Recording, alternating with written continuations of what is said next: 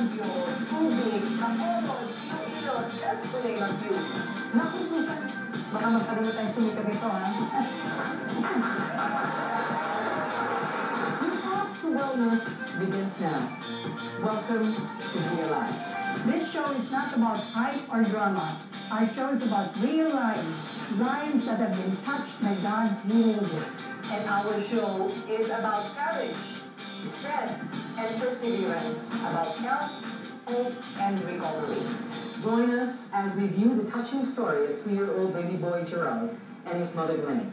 The struggle of a mother and her baby born with cerebral palsy. May isang Gerald dyan, nung pinanganak siya, sabi ng, hindi siya umiyak, so absence of cry. Tapos sabi ng doktor, he has cerebral palsy.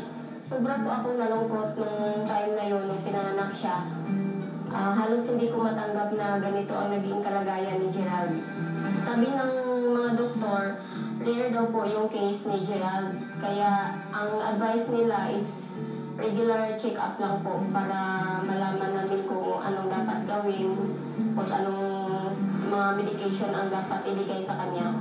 Nagpunta kami dito kasi gusto po namin i-share yung magandang nangyari sa baby ko dahil sa laminine.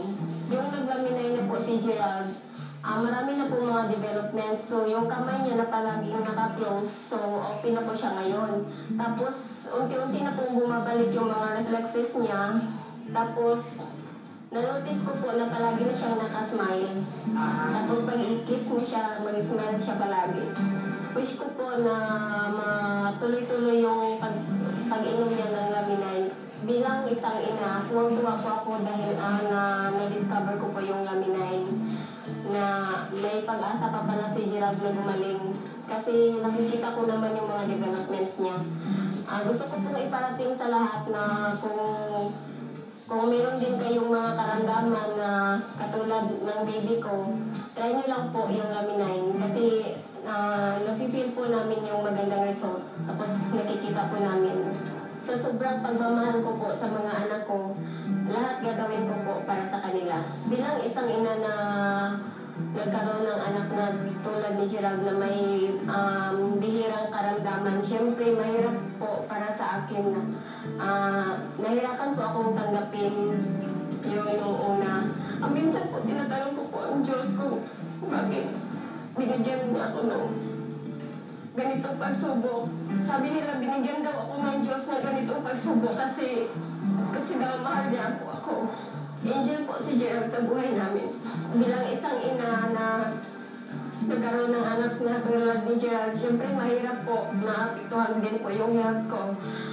Nagsasuffer po ako ng insomnia, depression, tapos fatigue, tapos nagsasuffer din po ako ng back pain. Nung nakita ko na maganda naman po yung result ni Gerald sa laminine, so nag-take na po ako. Upon taking it the first night, I sleep soundly like a baby.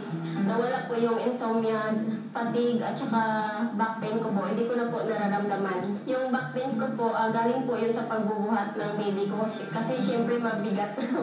Mabigat si Gerald. Lastly po, gusto ko pong iparating sa mga nanay na katulad ko na huwag lang pong sumuko kasi may pag-asa pa.